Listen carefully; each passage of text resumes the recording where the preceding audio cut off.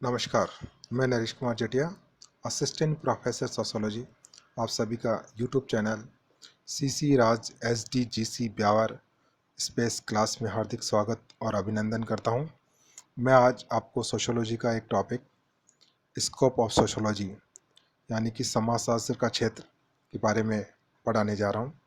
यदि वीडियो आपको पसंद आए तो आप लाइक कीजिए और इस वीडियो को अंत तक जरूर देखें। और साथ में मैं चाहूँगा कि आप इस वीडियो चैनल को सब्सक्राइब भी कर लें और बेल आइकन को भी दबा दें, ताकि आपको इस वीडियो से संबंधित, चैनल से संबंधित आपको सभी नोटिफिकेशन जो है टाइम पे मिलते रहेंगे।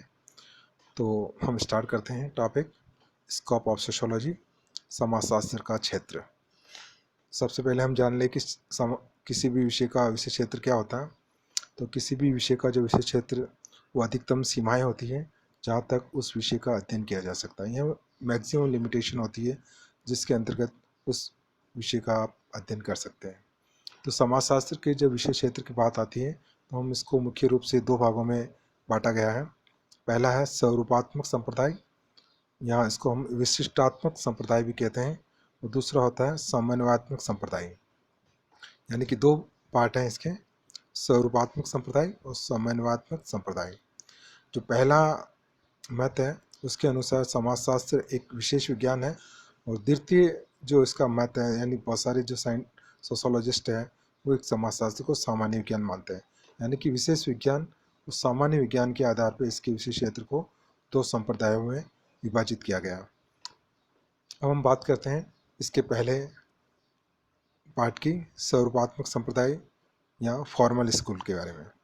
तो इस विचारधारा से संबंधित जो समाजशास्त्री है वो ये मानते हैं कि जिस प्रकार राजनीति शास्त्र है, भूगोल है, अर्थशास्त्र है, इतिहास है, भौतिक शास्त्र है या रसायन शास्त्र है, उसमें जिस प्रकार स्वतंत्र और विशेष विज्ञान के रूप में उस विषय से संबंधित अध्ययन किया जाता है, उसी प्रकार ये समाजशास्त्र भी एक स्वतंत्र और विशेष विज्ञान है।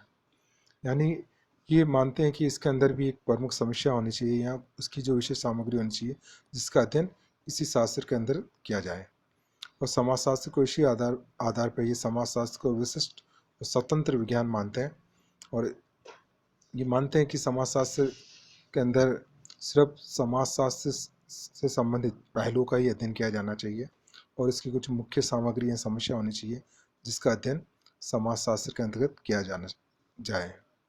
ये इन विद्वानों की अपनी विचारधारा है जिसके आधार पर ये समाजशास्त्र को एक विशिष्ट विज्ञान बनाना चाहते हैं और एक स्वतंत्र विज्ञान बनाना चाहते हैं, जिसके अंदर समाजशास्त्र से संबंधित एक विशिष्ट सामग्री हो जिसका अध्ययन किया जाए।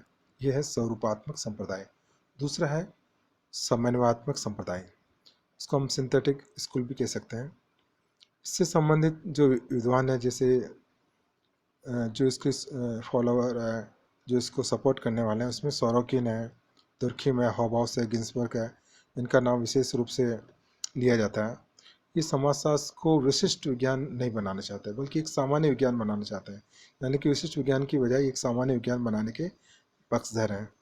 इन विद्वानों के अनुसार समाज के जो संबंध है, समाज के अंदर जो संबंध होते हैं, वो संपूर्ण ज्ञान प्राप्त करने के लिए समाजशास्त्र का जो क्षेत्र है केवल सामाजिक संबंधों या स्वरूपों तक सीमित नहीं रखा जा सकता। यानी कि ये चाहते हैं कि हम सिर्फ सामाजिक संबंध या स्वरूपों तक ही इसका अध्ययन नहीं करें, बल्कि संपूर्ण समाज का एक सामान्य अध्ययन इसमें किया जाना चाहिए। समाज से जुड़ी विभिन्न पहलुओं का अध्ययन इसमें किया जाना चाहिए।